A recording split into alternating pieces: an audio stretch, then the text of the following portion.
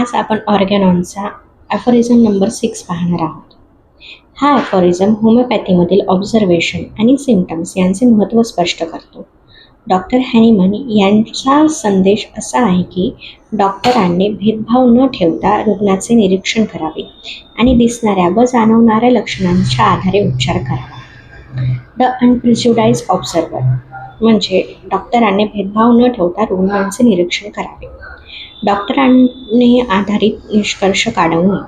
हा आजार तर नेहमीचाच असतो, या आजाराला तर हेच औषध लागतं, असा भेदभाव न ठेवता प्रत्येक रुग्णाला स्वतंत्रपणे पाहणे आवश्यक आहे. Takes note of nothing except the changes in the health of the body and of the mind. डॉक्टरांनी शरीर आणि मनामध्ये झालेल्या बदलांकडे लक्ष द्यावे. म्हणजे जर रुग्णामध्ये काय बदल झाले आहेत हे पाहायचं असल्यास त्याला ताप आहे का, कुठली वेदना वगैरे आहे, झोप बदलत आहे का, भूक कमी होत आहे का, कुठली भीती, चिंता किंवा चिडचिड वाढली आहे का, हे सर्व बदल निरीक्षण करणे गरजेचे आहे. Symptoms which can be perceived externally by means of the senses. इंद्रियांनी जाणवणारी सर्व लक्षणे महत्त्वाची आहेत.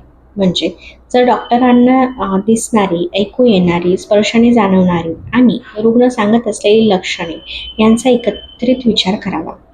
जसं की त्वचेला पुरळ आहे, त्याच्यासोबत त्याला सूजही आहे, खोकला आहे, ताप, रुग्णांना होणाऱ्या वेदना व अस्वस्थता या सगळ्या गोष्टीकडे लक्ष देणं.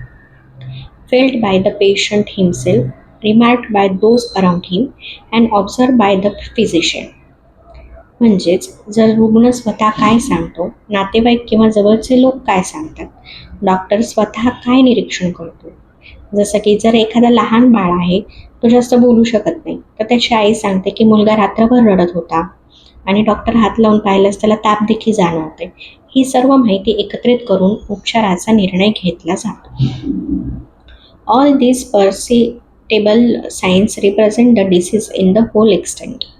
ही सर्व लक्षणे मिळून रोगाचे संपूर्ण चित्र तयार करतात. एकच लक्षण पाहून औषधे निवडता येत नाही. सर्व लक्षणांना एकत्रित अभ्यास करून योग्य औषध निवडले जाते. यालाच होमिओपॅथीमध्ये टोटॅलिटी ऑफ सिम्पटम्स म्हणतात.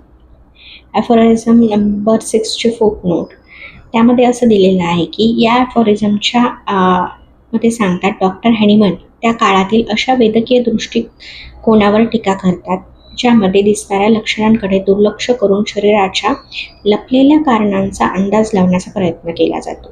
त्यांच्या मते डॉक्टरांकडे प्रत्यक्ष उपलब्ध असलेले आणि विश्वासार्ह माहिती म्हणजे रुग्णाची लक्षणे आणि निरीक्षण.